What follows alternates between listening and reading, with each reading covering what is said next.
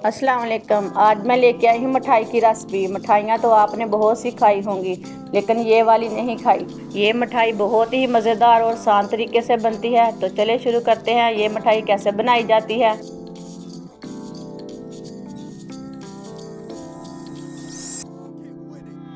आधा किलो मैंने भुने हुए चने लिए ने। चनों को हम भून लेंगे। ये भुने हुए चने हैं, इसे दोबारा 2-3 मिनट तक भून लेना है। तो चलिए शुरू करते हैं।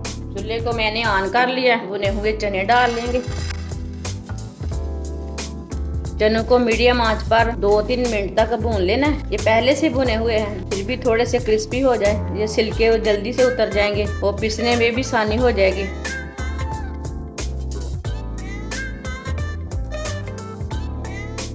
2-3 मिनट तक इसे मैंने भून लिया। इसे हल्की सी आंच पर भूनना है। चूल्हे को मैंने बंद कर लिया। अब इसे ठंडा करके छिलके उतार लेंगे। भुने हुए चने हमारे ठंडे हो चुके हैं। इसे ऐसे मसल के छिलके उतार लेने।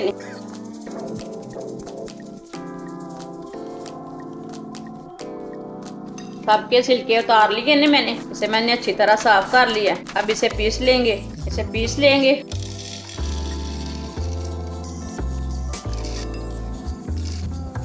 इसे मशीन में डाल के पीस लेना। अच्छी तरह इसका आटा बना लेना।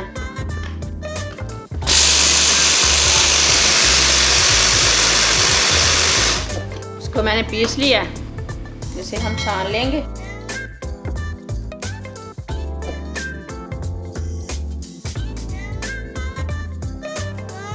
ये अभी नहीं पीसेगी, ये साबुत है, दोबारा पीस लेना।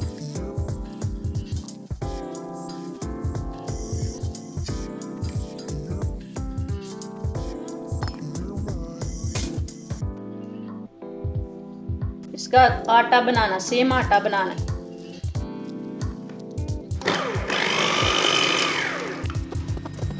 इसे मैंने दोबारा पीस लिया। अभी इसका अच्छी तरह आटा बन गया। इसे भी छान लेते हैं।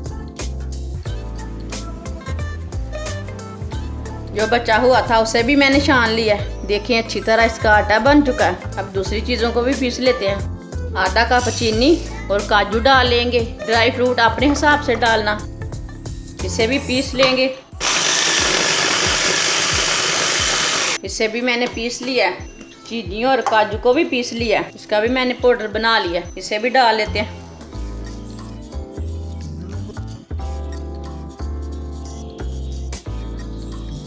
इसे मैंने थोड़ा सा मिक्स करके रख लिया। यहाँ मैंने एक पीस गरी का लिया, जिसे आप खोपरा भी बोलते हैं और गरी भी बोलते हैं। इसे कद्दूकस कर लेंगे। इसी तरह इसे कद्दूकस कर लेना। गरी को भी मैंने कद्दूकस कर लिया। गरी को भी इसमें डाल लेंगे। इसे अच्छी तरह मिक्स कर लेंगे।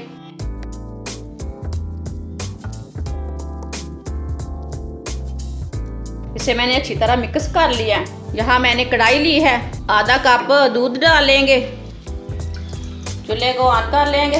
दूध को अच्छी तरह गर्म कर लेना है। उबाला आने के बाद में 3-4 मिनट तक इसे अच्छी तरह पका लेना है। दूध का कच्चापन अच्छी तरह खत्म कर लेना है।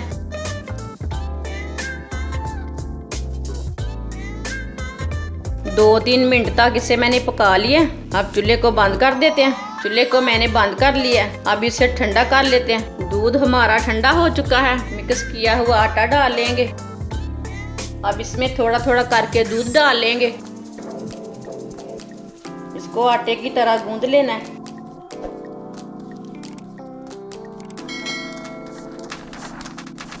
बचा हुआ दूध भी डाल लेंगे।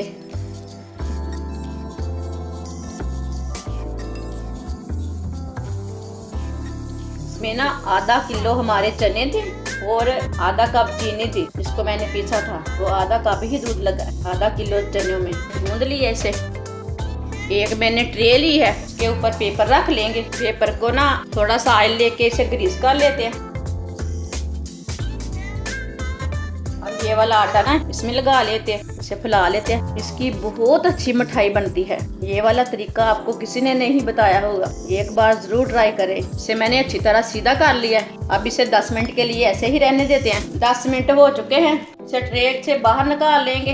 इसको हमने बाहर निकाल लिया। इसको काट लेंगे। टुकड़ियाँ अपने हिसाब से बना लेना।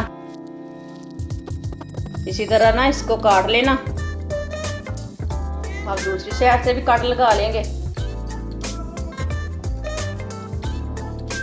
माशाल्लाह देखें इतनी अच्छी मिठाई बनी है। ये 10 मिनट में बनने वाली मिठाई है। ये वाला तरीका आपको किसी ने नहीं बताया होगा। अब ट्रे में डाल लेंगे।